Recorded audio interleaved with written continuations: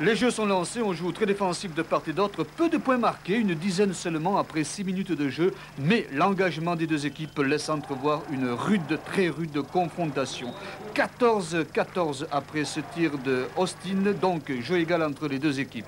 Moncho et M. Ron Davis qui a pris une période nécessaire à son échauffement personnel, mais les mécaniques en route. 18-14, on part à droite, M. Davis, un petit coup de rein à gauche et hop là, 23-20. Monsieur Davis toujours sur la gauche en déséquilibre complet. 27-24, mais attention, pour Cholet. Demoury, c'est le numéro 5 pratiquement sans opposition. Il y a du relâchement dans la défense et un petit manque d'attention devant. Regardez, Demoury, ça ne pardonne pas et ça va coûter 2 points et ça fait 34-29 pour les visiteurs de Cholet. Benhabib est sous les panneaux, il y a le petit Kitchen. L'écart se resserre, il va revenir à 3 points cet écart après le tir réussi de Benhabib. Un panier à 3 points qu'on va voir. Le voici, et un dernier lancer franc de Berthet réussi, ce qui fait qu'à la pause, 2 points, 2 petits points d'avance pour Cholet. Tout est possible. Après tout, pourquoi pas? Et à la reprise, l'état de grâce mulhousien. Berthet, hop, 3 points. Le MBC passe devant pour la première fois. Monsieur Davis, bien sûr, toujours là. 2 points, ça fait 40-37. Et puis les 3 perles noires, Greg Jones, Davis et Kitchen, et 42-37 pour le MBC. Mais oui, messieurs, c'est une affaire qui roule, c'est une affaire qui roule très bien.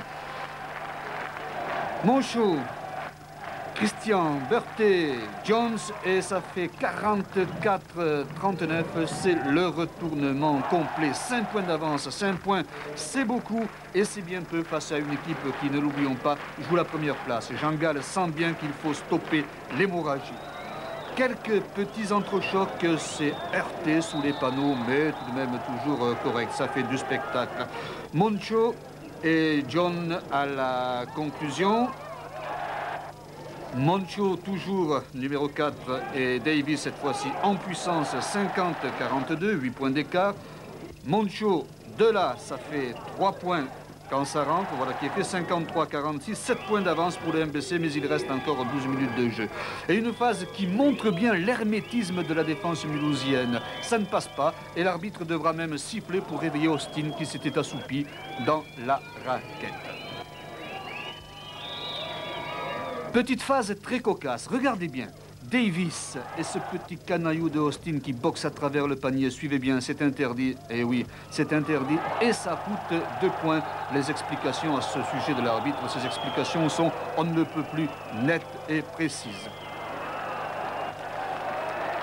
Mais à Mulhouse, ça ne rigole pas. Moncho, 3 points.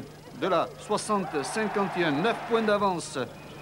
Ce même Christian Moncho qui se fait piquer le ballon par Bilba et Cholet réduit à 6 points. Et Cholet qui va même revenir à un tout petit point d'écart, 60-59 après ce panier signé Bronjon.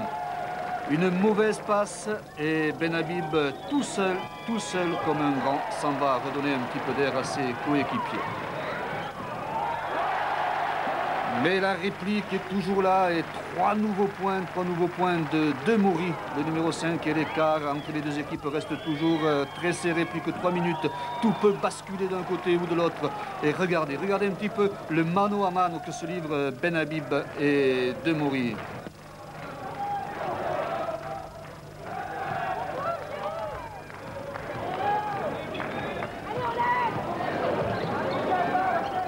Mais une affaire qui va bien se terminer grâce à Davis et Berthet. Et ça fera 6 points d'avance pour Mulhouse. 6 points alors qu'il reste encore 2 minutes à jouer.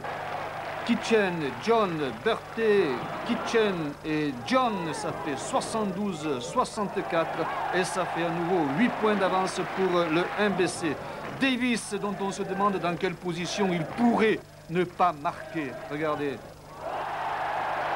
Et le revoici, Davis, à la conclusion plus classique cette fois-ci. Et dans la toute dernière seconde, Benhabib, là-bas sur la gauche. Et ça fait 3 points de plus, ça fait 78-68, ça fait 10 points d'écart. Et ça fait un grand bonheur pour une bien belle équipe et quelques 3000 spectateurs.